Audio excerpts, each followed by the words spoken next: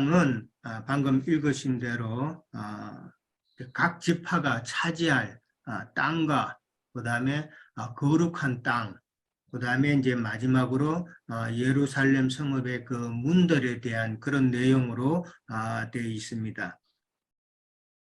이미 지난번에 우리가 나누었듯이 47장에서 47장 13절에서 20절까지 보면은 이미 그 이스라엘 땅의 경계선을 갖다가 이미 우리가 살펴봤었습니다. 북쪽부터 시작해서 동쪽 경계선, 그 다음에 남쪽 경계선, 서쪽 경계선을 자세하게 그렇게 경계선만, 전체 땅 경계선만 그렇게 언급을 했었죠.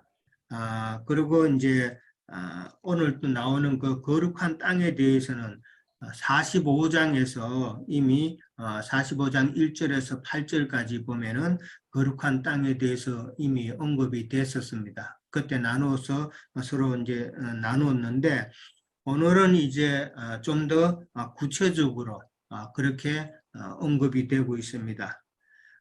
이제 땅을 이렇게 쭉 나누는데 땅의 그 분배 방법은 잘 아시지만은 제비 뽑아서 그렇게 하는 것으로 되어 있습니다. 제비 뽑는다는 것은 어떤 면으로 보면 사실 뭐 공평하게 한다는 그런 의미가 있는 것이죠.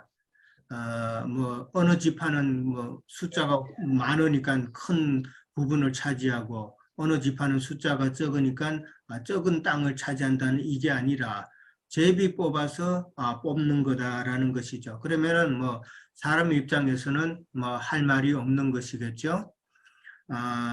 근데 이 공평하게 뽑는 제비 뽑아서 공평하게 한다는 이 공평이라는 것은 사실은 하나님 입장에서의 공평이라고 저는 생각을 해봅니다. 사람의 입장에서 뭐 공평하게 똑같이 나눈다 그러면은 하나님의 입장에서는 그게 공평하지 않을 수가 있다는 것이죠. 이게 무슨 말이냐면은 지금 오늘 이제 12지파가 이제 다 땅을 분배받는데 제일 위에는 단이잖아요.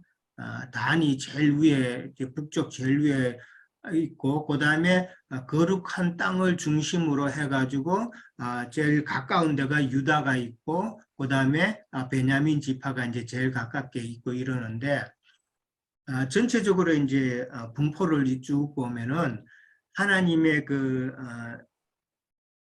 뜻이 거기에는 담겨져 있다는 것이죠. 예. 제비 뽑아서 분배했지만은 하나님의 그 심판과 그 다음에 하나님의 그 상벌의 개념이 그 땅의 분배에 나타나 있다라는 것을 이제 먼저 이해를 하셔야 됩니다. 보통 우리는 뭐 사람이 생각할 때 뭐 맞다고 생각하는 것이 하나님도 맞다고 그렇게 생각할 수도 있는데 그게 아니라 하나님의 뜻을 우리는 먼저 생각해 봐야 된다는 것이죠. 그러니까 제비 뽑는다는 것이 하나님 입장에서 참 공평한 방법이다라는 것이죠. 자, 1절에서 7절까지는 거룩한 땅을 중심으로 해서 북쪽 지역의 7지파의 경계선을 설명하고 있습니다. 이 땅이 분배되는 그 내용을 보면은 여호수아로부터 땅을 분배받았던 그 모습하고는 많이 좀 차이가 있습니다. 좀 특이점이 있다면은 각 지파의 땅이 남북으로 그렇게 차곡차곡 이제 쌓여져 있는 그런 모습으로 남북으로 그렇게 나누어져 있다라는 것을 먼저 이해를 하시고 그 다음에 중간 부분에 이제 거룩한 땅이 위치해 있다라는 것이죠.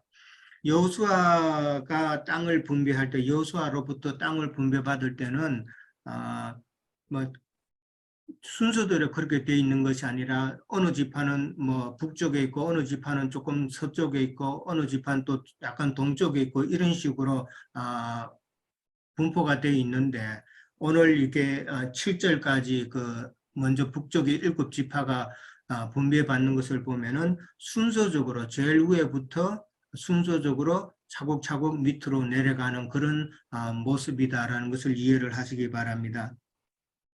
첫 번째는 단이 나오죠.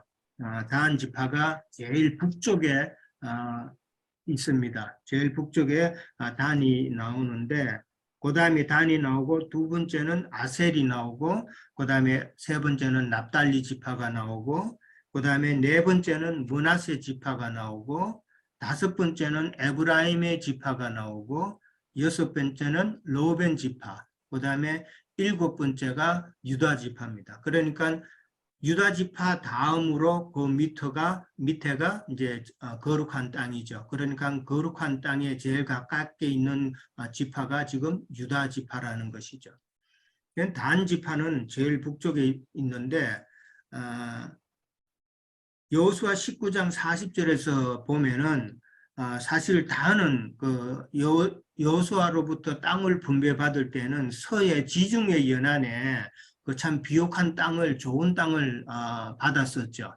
좋은 땅을 받았는데 근데 사사 시대에 가면은 사사기 1장 34절 이하로 보면은 사사 시대에 그 아모리 족속에게 그 땅을 빼앗기죠.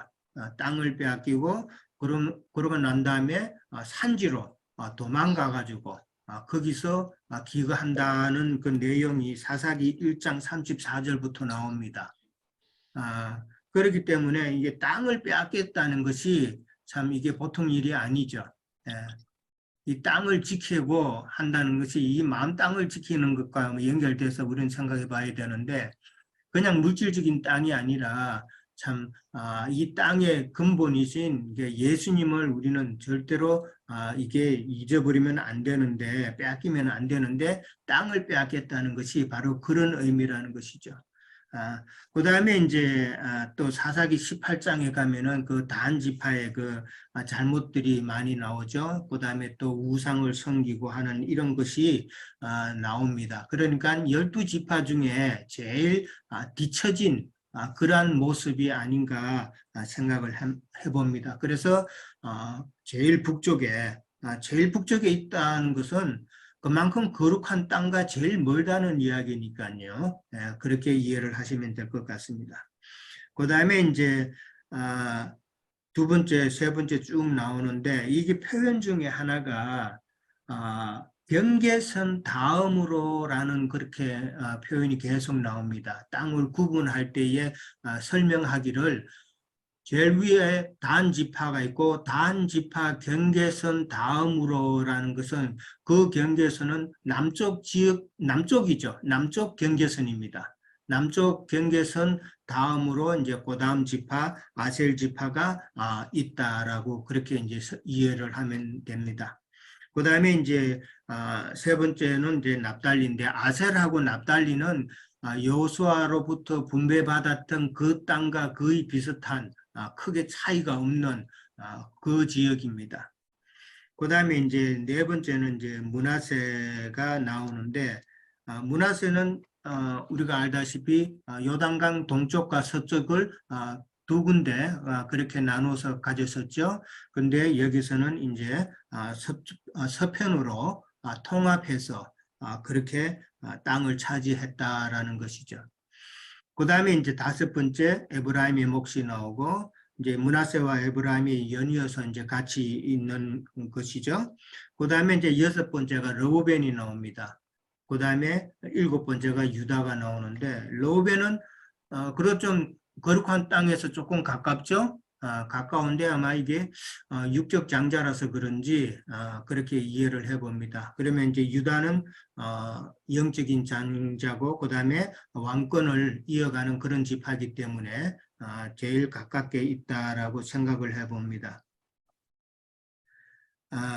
그 다음에 이제 8절부터 이제 가면은 8절부터 20절까지는 거룩한 땅에 대해서 언급을 하고 있습니다.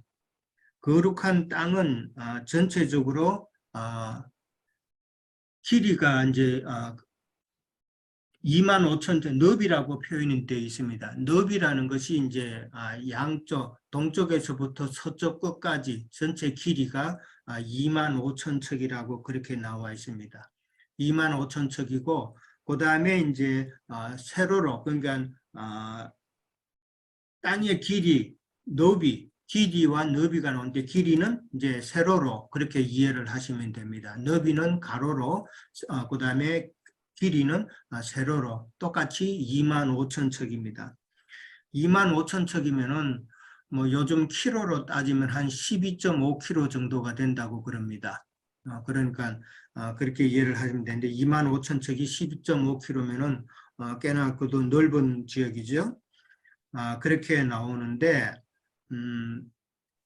거룩한 땅을 설명할 때 또 다른 점은, 각 지파의 땅을 분배할 때는 치수가 없었죠. 그냥 경계선 어디 뭐에 누구가 다른 지파가 있고 그 경계선 다음으로 아셀 지파가 있고 이런 식으로 나왔는데, 거룩한 땅은 이 치수가 나온단 말이에요. 예, 이것도 우리가 한 번쯤은 또 생각을 해봐야 되겠다라는 것이죠. 지금 에스겔 성전은 나중에 거룩한 성 새 예루살렘을 이제 우리가 생각할 수가 있잖아요. 그렇게 되면은 그 중에서도 참 제일 중심되는 부분, 제일 거룩한 땅에 들어가는 것은 그냥 백성들이 되어 가지고는 절대 들어갈 수가 없다는 것을 이제 다시 한번 생각해 볼 수가 있죠. 그 땅에 들어가려면은 청량이 되어야 된다.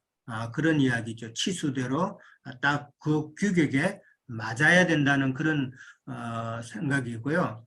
지난번에도 청량한다는 이야기가 나왔을 때에 청량한다는 것은 시험이나 어떤 연단을 거쳐서 하나님의 소유된 자라는 그런 표현을 말씀을 드렸는데, 여기에 거룩한 땅에 들어가려면은 참 시험과 연단을 거쳐서 첫째 부활에 참여한 그런 자가 제사장이나 그 다음에 왕노릇한다라고 그렇게 생각을 해봅니다. 계시록 20장 6절에 그 말이 나오죠. 첫째 부활에 참여한 자가 제사장이요 곧 왕노릇한다라고 그렇게 나와 있습니다. 자, 그 다음에 이제 거룩한 땅은 세 부분으로 나누어져 있습니다. 세 부분으로 나누어져 있는데, 성경을 읽으면서 이 세 부분을 갖다가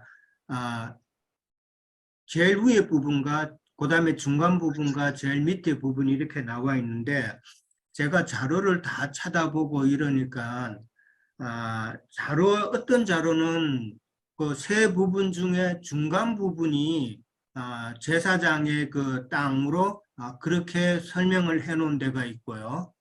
그 다음에 또 어떤 데는 또 제일 위에가 또 그렇게 된 데도 있고, 이게 다 달라요. 다 다른데, 그러면은 어느 것이 맞는가 저도 참 많이 좀 생각을 해 봤는데, 제가 생각하기로는 유다 지파 다음으로, 유다 지파의 경계선 다음으로 지금 거룩한 땅에 대한 예물로 드릴 땅이라고 하면서 설명이 나옵니다. 설명이 나오면서 성소는 그 중앙에 있을지니 곧 너희가 여호와께 드려 예물로 삼을 땅의 길이는 하면서 9절에 나옵니다. 25,000척이요 너비는 10,000척이라. 이 드리는 거룩한 땅을 제사장에게 돌릴지니 이렇게 나옵니다. 그러니까 제사장에게 돌리는 땅이 먼저 나오고, 그 다음에 이제 13절에 가면은 레위 사람들의 몫인 부분이 또 이제 설명이 나옵니다. 그러고 나서 15절에 가면은 성읍의 땅, 성읍의 땅이 그렇게 나옵니다. 지금 성경에서 설명하는 이제 진행 방향을 보면은 제일 위에 다음부터 먼저 나오고, 그 다음에 아셀과 납달리 이런 식으로 쭉쭉쭉 내려오면서, 그 다음에 이제 유다 지파 다음으로 거룩한 땅을 설명하면서 제사장의 땅의 설명이 먼저 나왔거든요. 먼저 나왔고, 그 다음에 이제 레위 지파의 땅이 이제 나왔고, 그 다음에 성읍의 땅이 이렇게 나왔단 말이죠. 그러면 그 3등분 중에서 제일 위에 부분이 제사장, 성소가 있는 제사장의 땅이 아닌가 저는 그렇게 생각을 해봅니다. 왜 이렇게 또 저는 생각을 하냐면은 지금 위에 거룩한 땅을 중심으로 위에 북쪽은 7지파입니다. 그 다음에 거룩한 땅을 중심으로 밑에는 5지파예요. 그렇죠? 그러면 7지파하고 5지파하고 그 다음에 이제 거룩한 땅이 세 부분으로 되어 있습니다. 그러면 전부 15부분이 되죠. 7부분하고 그 다음에 5부분, 그 다음에 거룩한 땅을 3부분으로 나누면은 15부분이 됩니다. 제가 보기에는 그러면은 제사장의 땅이 딱 8번째예요.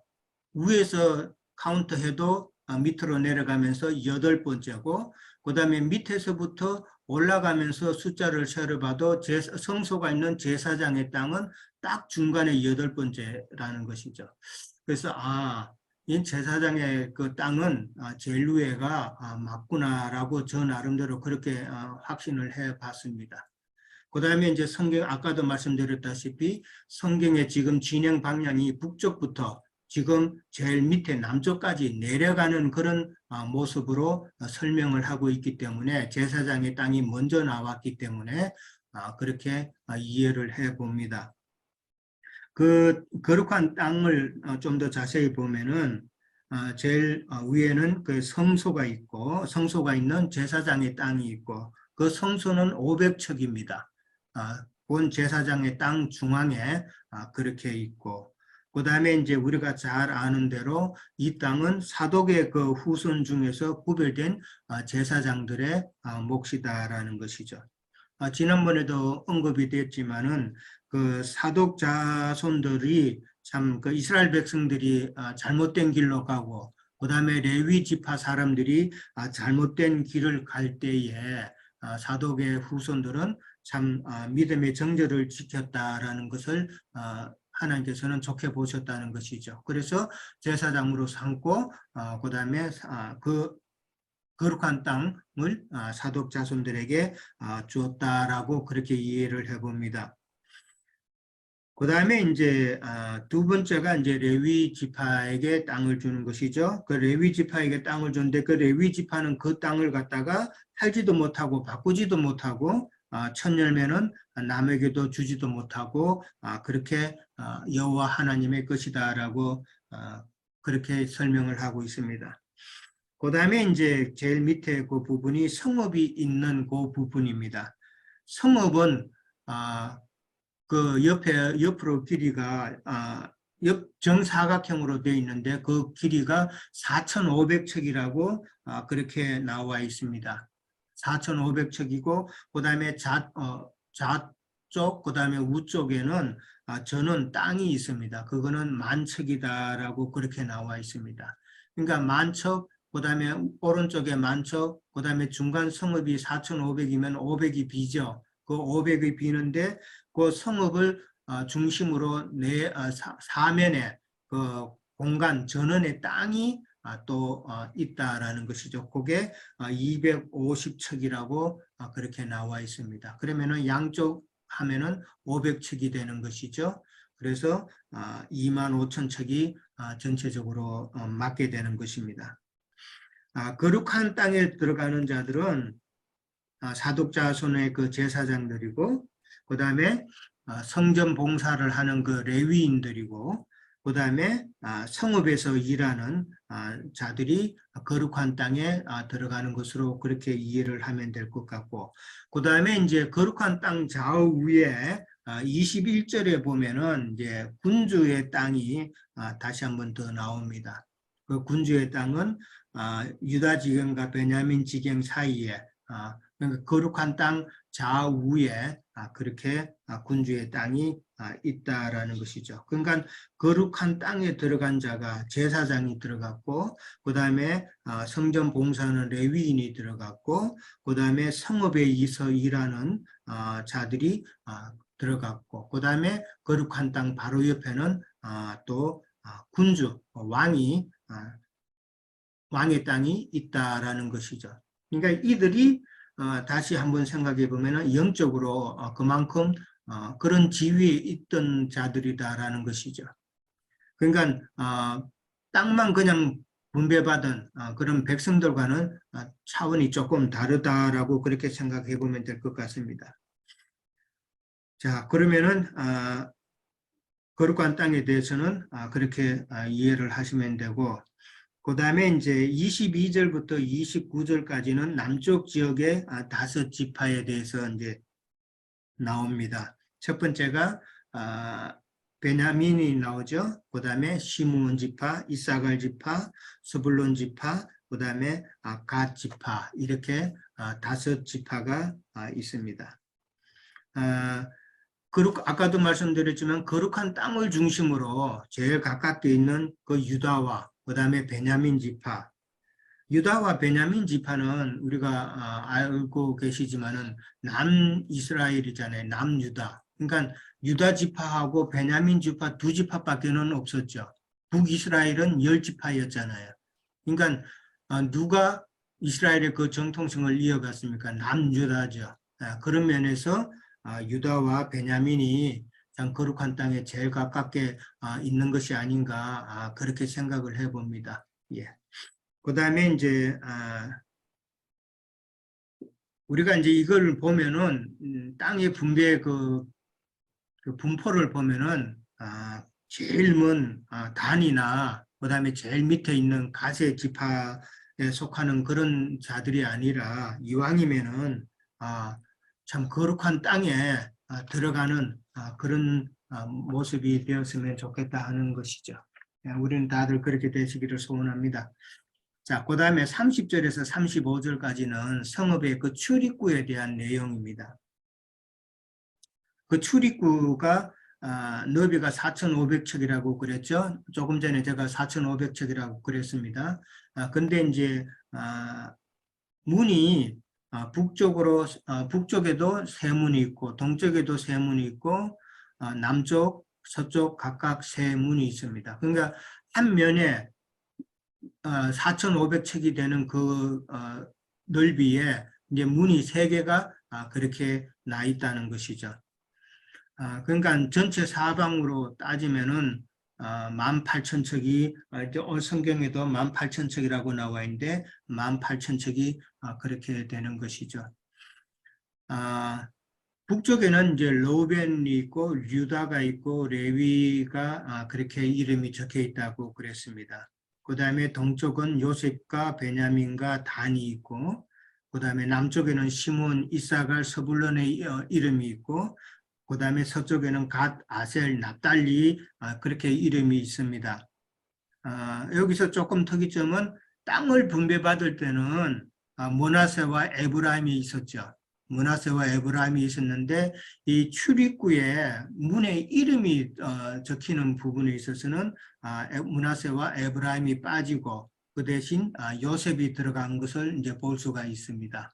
그렇게 이해를 하시면 되고 그 다음에 이제 이 이름이 적혔다는 것은 꼭 12지파 이름만이 아니라 참 하나님과 연합된 자들이 붙여지는 그런 영적인 이름이다라고 그렇게 생각을 해봐야 됩니다. 근데 이제 북쪽이든 동쪽이든 남쪽이든 서쪽이든 어느 문으로 들어가든지 간에 다 성읍 안으로 들어간다라는 것이죠. 예. 그 다음에 이제 우리가 잘 아는 계시록 21장 12절에서 13절에도 12문이 있죠. 12문이 있고 거기에는 이스라엘 12지파의 이름이 있는 것으로 우리는 알고 있습니다. 똑같은 그런 내용인데 계시록도 그렇고 지금 에스겔서도 그렇고 이 마지막 부분에서는 이 거룩한 성 예루살렘에 대한 모습을 다시 한번 이야기하고 있다는 것을 이제 설명하고 있어요. 그러니까 문에 대한 설명입니다. 계시록도 그렇고 에스겔서도 그렇고 마지막 부분에 가가지고 이 12진주문, 12문이 있다는 것은 이제 이 문으로 우리가 들어가야 된다는 그런 내용이죠. 반드시 우리는 이 문을 통해서 거룩한 성세 예루살렘에 들어가야 된다는 하나님의 바람이라고 그렇게 생각해 볼 수가 있습니다. 그 다음에 이제 여호와 삼마라고 이제 그렇게 마지막으로 단어가 나옵니다. 여호와 삼마라는 말은 이제 여호와께서 거기에 계시다라는 뜻이에요. 이 거기라는 것은 성읍에 계시다라는 것이죠. 성읍에. 그러면은 왜 여기에 계시다, 여호와 하나님께서 여기에 계시다라고 그렇게 표현을 하지 않고 왜 거기에 계시다 이렇게 표현을 하셨을까라는 것이죠. 사실 우리가 생각해 볼 때에 성전이라는 말이 있고 그 다음에 성소라는 말이 있잖아요. 그 다음에 성읍이라는 말이 있습니다. 그러니까 다 각각 다르죠. 성소라는 말은 어떻게 보면은 하나님의 그 통치를 성전이라는 것은 하나님의 통치하는 곳이죠. 통치하는 곳이고 그 다음에 성소라는 것은 하나님께서 계시는 곳, 그 다음에 하나님께서 누구를 만나고 하는 그런 뭐 어떻게 보면 내실과 같은 그러한 곳이라고 봅니다. 그 다음에 이제 성읍이라는 것은 하나님께서 임재하시는 임재해서 백성들과 함께 하시는 조금씩은 그 단어 뜻이 다르다는 것이죠. 그러니까 하나님은 성읍만 계시는 것이 아니기 때문에 거기에 하고 그 다음에 이제 여기에는 다른 또 성전과 성소에도 하나님은 계신다라는 것을 또 설명하기 위해서 그렇게 산막 거기에 계신다 그렇게 표현을 했다고 이해를 해봅니다. 에스겔서 10장에서 보면은 우리가 살펴봤을 때 10장 11절에 보면은 여호와의 영광이 떠나는 것을 우리는 살펴봤었습니다. 떠나고 그 다음에 에스겔서 43장에 가면은 이제 여호와의 영광이 이제 하나님의 영광이 다시 돌아오는 그런 내용을 우리는 살펴봤었습니다. 그러고 난 다음에 이제 43장 7절에 보면은 이는 내 보좌의 처소요 내 발을 두는 곳이요 내가 영원히 있을 곳이라라고 그렇게 하시면서 하나님께서 이렇게 머물러 계실 것을 말씀을 하셨죠. 그러면 그렇기 때문에 마지막에는 여호와 삼마로 여호와께서 거기에 계시다 이제 영원히 계시는 그러한 모습으로 그렇게 끝을 맺고 있습니다. 마지막에 그 12문에 대해서 우리가 또 나눴는데 그 문의 이름이 우리 뭐 이름이 반드시 적혀야 될 것 같고 한 사람 한 지파씩만 그렇게 적히는 것이 아니라 모든 사람이 믿음의 정도에 따라 어느 부분에 속하는가에 따라서 우리의 이름이 그렇게 적혀 있으리라 생각을 해봅니다. 예, 여기까지 일단을 끝내겠습니다. 네. 마지막 그 30절이죠. 48장 30절에 그 출입구 문을 이제 12지파의 문으로 이렇게 해서 마감을 하는데 우리 지체들도 다 우리가 에스겔을 하면서 여러 곳에서 어떤 특이한 그 이해와 또 에스겔이 이렇게 서를 통해서 은혜 받은 그런 특별한 곳들이 더러들 있을 거예요. 저는 이제 좀 말씀을 드려본다면 3장과 33절이 좀 많이 못이 바뀌었습니다. 우리가 뭐 다 이해하는 문들의 역할은 파수꾼의 역할은 전도인데 전도의 그 어떤 사고를 잘 표현한 것이 에스겔 3장 16절과 21절 또 33장의 그 전도인의 자세와 목적 또 그런 어떤 그 사람은 전도가 되고 안 되고 하는 그 책임까지도 다 이렇게 잘 계시를 해놔서 우리가 에스겔 3장과 33장은 333이죠. 한번 좀 우리 지체들도 잘 다시 한번 어느 때 될 때 한 번씩 읽으셔가지고 그 전도인의 자세에 대해서 한번 이해를 할 필요가 있다고 한번 생각합니다. 파수꾼이라는 게 이제 문으로 연결이 되는데 문이라는 것은 뭐 우리가 회계님을 통해서 많이 이제 증거를 많이 들어서 이해를 많이 하실 줄로 알아요. 저도 뭐 생각의 문, 예, 그 사고의 문은 첫 아담 정신에서 둘째 아담이신 예수님의 정신세계로 들어가는 것이 문이 열려야 되는 거죠. 예, 문이 열리지 않으면, 그래서 이제 우리가 시편에서도 그 뭐 형제님들 가끔 얘기하시지만 84편 10절이죠. 예, 세상의 여러 날보다 주님의 궁전에서 한날의 문지기가 낫지 않느냐, 이렇게 이제 시편 기자는 말하고 있는데, 그렇죠.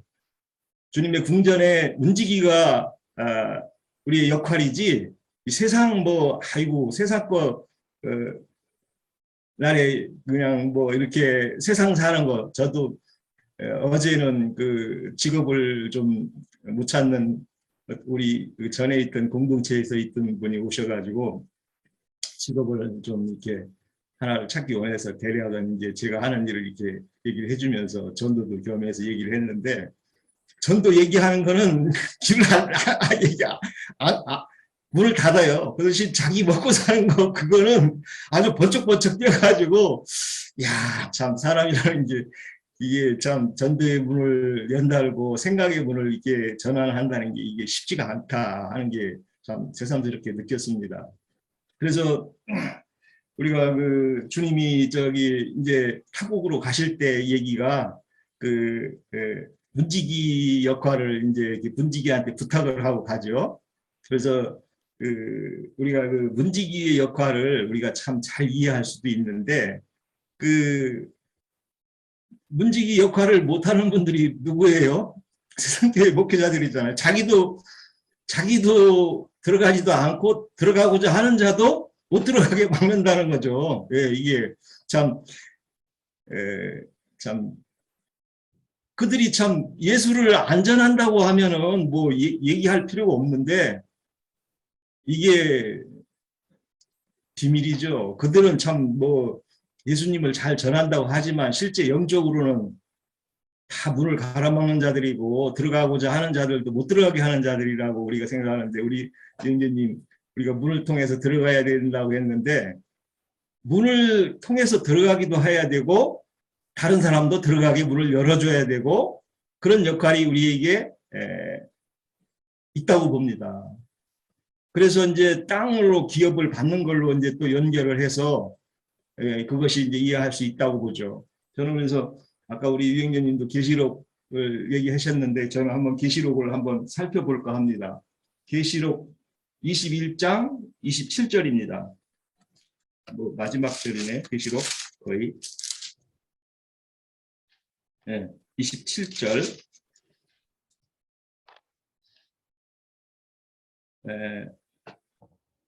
네, 제가 한번 읽어보겠습니다. 무엇이든지 속된 것이나 가증한 일 또는 거짓말하는 자는 결코 그리로 들어가지 못하되 오직 어린 양의 생명책에 기록된 자들만 들어가리라.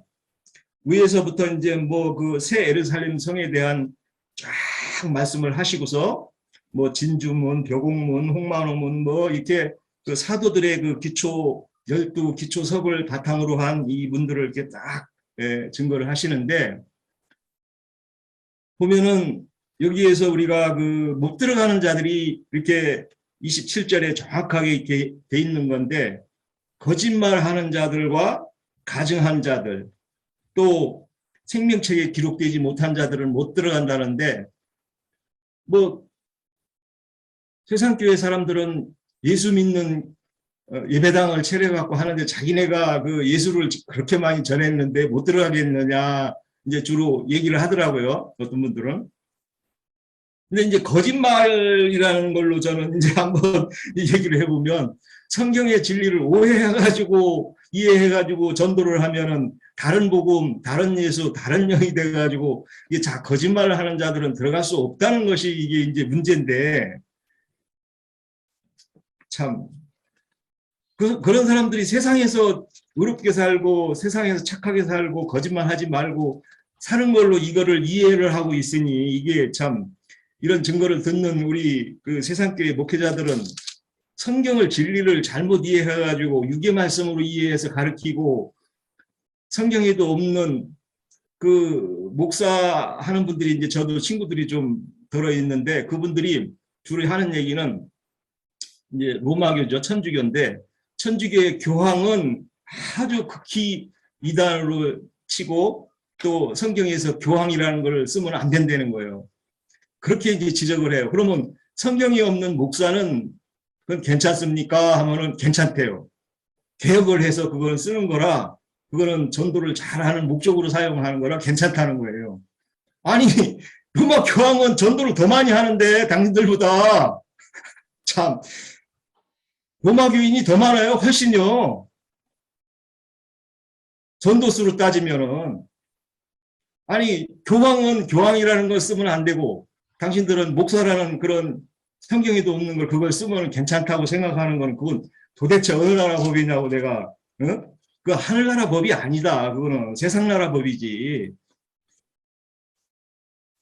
참 문을 닫은 사람한테는 아무리 그래서 주님이 우리 저 계시록에서 문을 좀 열어라. 내가 좀 들어가게. 아무리 두들겨도 문을 안 열어준다는 거죠.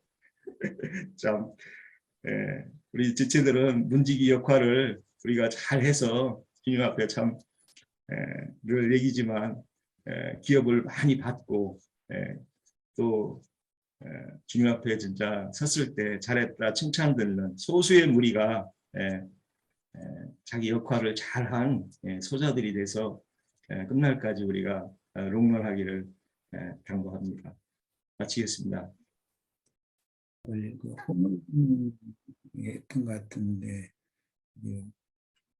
모달 형평이 생겨서 우리 유영재님이 이렇게 월 동역을 하다가 이제 유영재님이 혼자 이렇게 하게 됐는데 무사히 이렇게 끝까지 잘 마치는 시간을 갖게 해주셔서 너무 감사드리고요.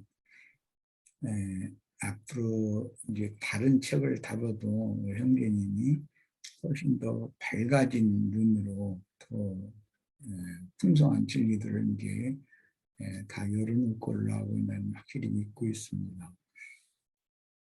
우리 지체들에게도 에스겔서가 이게 사실은 굉장히 어려운 책 중에 하나예요. 왠지 교계에서도 잘 목회자들도 에스겔서를 우리처럼 이렇게 순서대로 이렇게 1장에서 48장까지 이렇게 하는 사람들은 없고 거의 없고 부분적으로 이제 자기 필요한 것을 이렇게 인용을 가끔 하는 목회자들은 있는데 그러니까 그러다 보니까 이제 듣는 성도들은 흐름을 놓쳐버리니까 자꾸 함정에 빠지죠. 이제 그런 것이 우리 이제 그들의 부족한 점이고 또 폐단이 된 거예요. 우리들에게 풍성한 공급을 하게 해주신 주님께 감사드립니다. 어떤 책을 말씀을 시작할 때마다 나는 늘 기도를 참 많이 합니다. 내가 이렇게 시작을 하지만 이 말씀이 무사히 내 손에서 마칠지 하다 중단하고 그냥 말게 될지 다른 누군가가 또 이어서 하게 될지 그런 많은 것들을 생각해 봐가면서 어떤 책을 골라서 이제 말씀을 나누는데 에스겔서 시작부터 끝까지 함께 해주셨던 주님 앞에 감사드립니다. 오늘은 이제 48장 에스겔서를 마감을 하는 시간을 가졌어요. 제일 중요한 것은 이제 기업에 관한 이야기인데 기성교계에서도 나의 영원하신 기업, 생명보다 귀하다. 그 예수님이 기업이라고 다 그렇게 인식을 하고 있죠.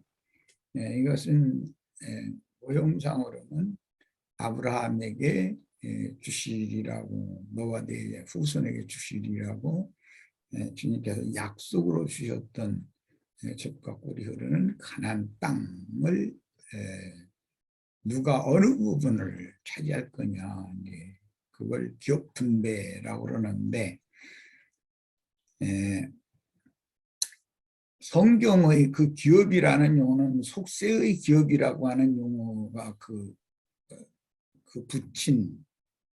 부친으로부터 그 자식이 어떤 회사면 회사, 농토면 농토, 어떤 산업을 이렇게 상속받는 것을 그 유산을 받았다, 기업을 받았다, 그렇게 말하는 것이에요.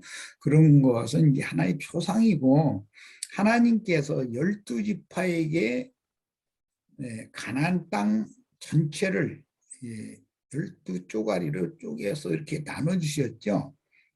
그것이 바로 그리스도 영과 정신세계를 주님이 온 땅 사방에 있는 모든 지상만민들에게 복음을 전하게 해서 각지의 각 성의 교회들을 이렇게 세우게 하는데, 각 성에 있는 교회들은 각 지파들을 상징하는 것이기 때문에 각 성에 있는 교회들이 이제, 그러면 뭐 지금 현재 교회는 각 성읍이 막 수백만 성읍도 막 넘는데, 그러면 12덩어리라고만 하면 말이 맞냐 이렇게 생각할 우려도 있으나, 사실은 그 12라고 하는 것은 온 땅 천지 사방을 12쪼가리로 나눠서 이게 생각을 했다라는 거예요. 예, 그러니까 동서남북 사방을 12이 되게 하려면 3조각으로 잘라야 되겠죠. 온 우주를 3쪼가리로 자르는 거예요. 그러면 동서남북 사방으로 하면 12쪼가리가 되는 거죠. 이제 그런 원리에서 이게 나온 말인데, 각 성에 있는 모든 교회들에게 이제 유업으로 주셨어요. 그래서 우리는 우리의 유업이 어떠한 분기신가에 대해서 이렇게 이해를 하는 게 필요하고, 맨 먼저 물속에 잠겼던 묻이 천하의 한 것으로 보이고, 묻이 드러났을 때 그걸 땅이라 칭하셨고, 드러난 묻인 그 새 땅에 이 아담 세계를 주님이 있게 하시고 나게 하셔서 아담에게 그 모든 생물을 다스리는 권위를 이렇게 행사하도록 왕권과 또 하나님의 말씀을 통해서 생명으로 다스려야 되기 때문에 제사장권과 그 아내에게는 하나님의 말씀을 가르쳐야 했기 때문에 선지자의 권을 이 3권이라고 하는 걸 맡기셨어요. 그런데 이것이 이제 실패로 돌아간 것에서부터 이제 구속사가 이제 다시 재현되어서 오늘 우리에게까지 이런 말씀이 흘러왔고, 그런 바탕에서 에스겔 선지자가 이런 계시를 받는데, 그것은 바벨론의 포로로 사로잡혀갔던 하나님의 백성들이 때가 됐을 때 돌아오면 다시 하나님의 약속대로 약속으로 주시기로 한 기업을 어떤 방식으로 어떤 지파에게는 어떤 땅을 줄 거다라는 것을 지금 말씀하신 거예요. 그런 이제 말씀을 나눈 것인데, 룻에서 드러난 땅이 있고 그 땅의 동방에 동산을 창설하셨다 이렇게 됐어요. 그 다음에 동산의 중앙에는 생명나무와 선악을 알게 하는 나무가 있었다고 그랬고, 동산의 중앙에서 생명수가 스며 나온다 이렇게 이제 시작이 됐는데, 그것은 드러난 묻힌 땅과 그 땅의 동방과 그 다음에 그 동방 중에서도 중앙이라고 하는 이 3등분을 잘 생각을 하셔서, 이것은 예수님의 몸, 예수님의 혼, 예수님의 영을 상징한 거다. 그러니까 우리도 예수님의 영과 혼과 몸과 같이 새로운 완전한 창조물로, 새로운 피조물로 재창조되어지고 만들어지는 것, 이것을 그리스도 형상과 모양으로 만들어져서 하나님이 주시는 기업을 유업으로 받는 것이다 이렇게 성경에서는 표현을 했어요. 여기서 이제 첨언할 것은, 이스라엘 백성들은 출애굽을 이제 한 것이 굉장히 중요하죠. 아브라함 자손들이 애굽에 내려와서 그 함 족속의 땅에, 거기는 이제 저주받은 땅인데 거기에 내려가서 종살이를 하다가 430년 만에 이제 출애굽을 하게 되었어요. 그것은 새로운 시작이다라는 뜻이에요. 함 땅의 그 바로의 모든 장자를 다 죽여버리고 이스라엘의 장자들을 데리고 나온 이야기니까 이제 성경에서 그 장자라는 것을 자꾸 강조하는 것은 그 장자의 명의 하에 그 휘하에 있는 이스라엘 12지파 또 세상 모든 저주받은 육에 속한 사람들 전체를 상징할 때 바로의 장자냐 여호와의 장자냐 이렇게 나눠서 얘기를 하는 거예요. 그 장자의 명의 하에 모두가 기업을 받기 때문에 기업과 그 장자 상속권과 이것을 잘 연결해서 생각을 해야 되는데 출애굽을 했다는 것은 새로운 시작을 한다라는 뜻이에요. 창세기 1장에서 물로 덮였던 땅이 무트로 드러나는 것, 그것이 바로 애굽의 나일 하수에 덮여있던 거기에 있던 하나님의 백성들이 지금 출애굽을 해서 홍해바다를 건너서 마른 땅으로 나오는 이야기예요. 이것이 이제 연결이 돼 있어요. 그것은 모두 기업을, 영원한 기업이신 그리스도를 이스라엘 12지파에게 기업으로 상속해 주고자 하는 거예요. 이스라엘 12지파가 상속받는다는 건 천국 복음이 땅끝까지 전파되어지면 각 성에 있는 교회들에게, 어떤 교회에게는 어떤 더 좋은 가나안 땅이라도 그 특산품이 다 달라요. 각 지역마다 그런 것들이 다 있는 것이다. 이제 이런 걸 생각을 하시고, 가나안 땅을 기업으로 주시려고 출애굽을 시켰는데 그건 이제 새로운 시작을 옛 것을 심판해버리고 새 것으로 시작한다라는 말, 이것이 이제 반복돼요. 성경의 구속사에서는. 노아의 때도 그렇고 예수님이 오셨을 때도 그렇고 그다음에 이 교회 시대의 끝에도 또 그렇고 최종적으로는 그 춘년이 찬 후에 최종적으로 이제 완성이 되는 거예요. 새로운 시작은 반복되는 거예요. 이제 새로운 시작이 있다는 뜻은 새로운 기업을 회복된 기업을 받는다, 그런 것과 당연히 관계가 있는 거예요. 바벨론 포로로 사로잡혀 갔다가 돌아온 무리, 그들이 새 예루살렘과 새 땅을 유업으로 받았는데 그 새 예루살렘에는 돌아온 무리 중에서도 10분 1만 거하는 권세가 있고 10분의 9는 땅에 거하게 돼서 예루살렘 밖의 땅에. 그런데 예루살렘과 근접한 땅이냐 먼 땅이냐라는 것은 이제 생명의 세계, 빛의 세계로 보자면 빛이 먼 곳까지 투과되고 비춰진다는 것은 희미한 빛일 수밖에 없는 거예요. 먼 땅에서 받는 빛은, 가까이에서 받는 빛은 밝을 수밖에 없는 것이죠. 그런 차이예요. 이것이 그리스도를 얼마만큼 풍성하게 누릴 수 있는 자격이 있는 교회 모임이냐를 결정하는 얘기단 말이에요. 그런 땅을 어떤 기업을 상속받은 교회가 또 그리스도의 보좌와 가장 가까운 데 있는 기업을 받는 사람들이 밝은 빛을 받는 것은 뭐가 말할 것도 없는 것이에요. 그 영광이 더 크다는 것이죠. 그래서 이런 것을 이제 생각을 해보셔야 되겠고, 이스라엘은 출애굽을 하고 광야에서는 행군대형이라는 것이 있고 유진대형이라는 것이 있어요. 왜냐하면 사흘 길을 가다가 그러면 이제 행군대형으로 가는 거죠.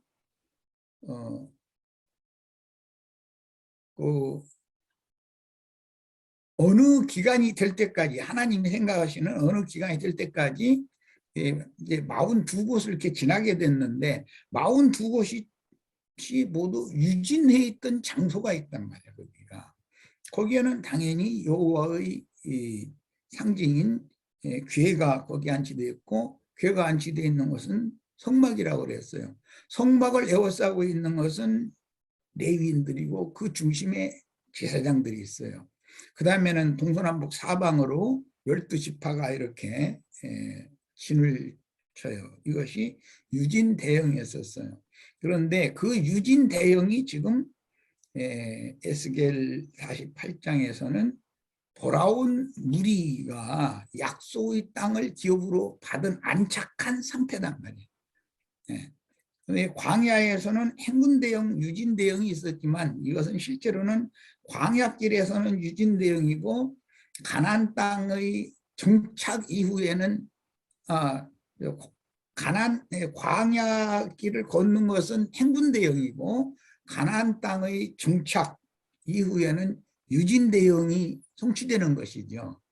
그런 이치를 꼭 이해를 하셔야 되겠고 이것은 교회의 식양과 관계가 있어요. 하나님의 집, 하나님의 나라에 대한 식양과 관계가 있어요. 지금 에스겔 선지자는 거기에 대한 계시를 본 걸 말하는 거예요. 그 다음에 무태에서 드러난 땅, 동방 창설된 동산의 중앙, 이것은 예수 그리스도의 영과 마음과 부활하신 새 몸을 상징하는 것이고 그 그리스도를 어떤 교회가 가장 풍성하게 누리고 반사할 수 있는가, 이제 그것을 이제 살펴보게 하는 말씀인데, 영생하시는 하나님, 생명이신 그리스도의 그 생명을 풍성하게 얻어서 풍성하게 누릴 수 있으려면은 그리스도의 형상과 모양으로 만들어진 상태가 그것을 결정할 거단 말이에요. 그래서 이제 개인적인 것은 각 지파 내에서 분깃을 받는 것이지만 이것은 어떠한 계시와 이상을 본 어떤 주를 동역해서 어떠한 교회를 세웠느냐에 이제 첫째는 관계가 되고 그건 단체적인 문제예요. 그 어떤 교회 내에서도 다 똑같으냐면 그렇지 않다는 거예요. 각자가 이루어서 누리고 반사하고 하는 그런 사명을 행하는 것이나 누리는 것이나의 정도는 다 다를 수가 있는 것이죠.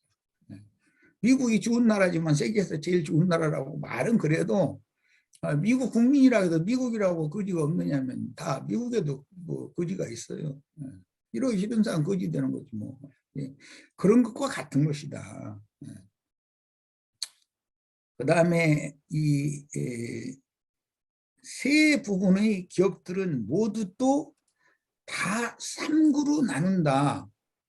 그 땅 동방에 창설하신 동산의 중앙, 이렇게 세 부분이 있는데 그것은 예수님의 영혼 몸을 말한 거다라는 걸 이미 설명드렸고, 이것을 다시 또 3구로 나눈다 이거예요. 다시. 그러면 3구로 이제 분별되는 것은 영은 영대로, 그런데 분별되는 중심 기점이 어디냐면은 동산 중앙의 그 생명나무가 뿌리를 내려 있는 곳으로 상징되어지는 어린 양의 보좌가 중심이에요. 예수님의 영의 중심부, 양심이죠. 예수님의 양심. 그런데 거기에서 자를 떼고 그어서 원을 다시 3구로 이제 나누면 이게 영에서 나눠지는 것은 양심, 그 다음에 하나님의 계시를 수신할 수 있는 그런 영의 생각이라는 것이 있고, 그 다음에 하나님의 생각, 하나님과 교통이 이렇게 회복이 되면 계시가 오고 나의 기도가 하나님 앞에 상달되고 할 수 있는 이 교통이 회복이 되는 것이죠. 이렇게 영이 새 그런 기능을 하게 돼 있고, 이제 중층에 가서 이제 동산인데 거기는 마음이라고 하는 것이 생각, 감정, 의지라고 하는 인격의 바탕 전체가 또 3구로 나눠진다는 거예요. 그 다음에 몸도 3구로 역시 나눠지겠죠. 중앙에서부터 그 3등분 되어 있는 것을 다 그 3구로 나누니까. 그러면 몸도 표상적으로 볼 때도 겉부분이 있고, 그 다음에 심장과 폐부 부분이 있고 장부 부분이 있어요. 내면 세계는 두 부분, 껍데기는 한 부분이죠. 이것은 성막이 마당과 성소지성소가 두 부분인데 실제는 한 부분인 것처럼, 사람의 내면 세계는 심장과 폐부라고 하는 이제 특별한 용어들이 많이 사용이 되고, 그 다음에 장부라는 것이 있어요. 장부. 그건 뭐 소장, 대장 이제 이런 부분이죠. 이렇게 해서 사람도 세 부분으로, 몸도 세 부분, 중심세계도 세 부분, 영의 세계도 세 부분, 3구로 나누니까 당연히 이렇게 나눠지는 거예요. 이걸 잘 생각해 보고, 그 다음에 오늘 이제 우리는 이런 말씀을 통해서 우리에게 주님께서 주신, 이것은 단체적으로 교회에게 주신 기업의 풍성함을 잘 생각해 보고, 이 교회의 풍성함을 더 풍성하게 하기 위해서는 모든 교회들이 서로 협력하고 서로 교통을 해야 돼요.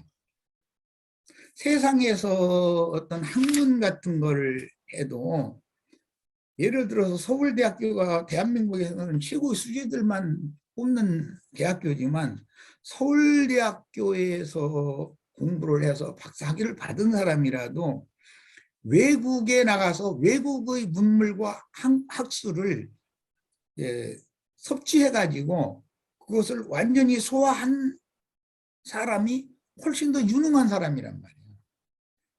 우물안 개구리처럼 서울대학교 내의 학문만 가지고서는 전 세계를 호령하고 지배할 수 있는 게 아니기 때문에 이런 것과 같아요. 그래서 아무리 교회가 풍성한 교회고 주님께서 원하시는 교회라 할지라도, 그 교회는 각지에 세워진 교회들이 서로 연락하고 상합하고 교통을 해야 돼요.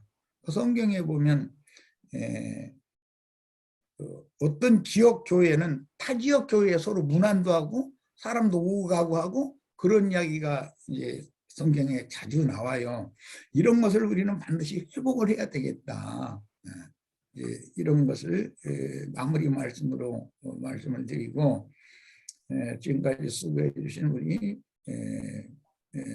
이용재 님이 앞으로도 더 풍성한 말씀으로 우리 형제 자매님들에게 좋은 교사 노릇을 잘 할 수 있도록 같이 기도해 주시길 바랍니다. 자, 마칩니다.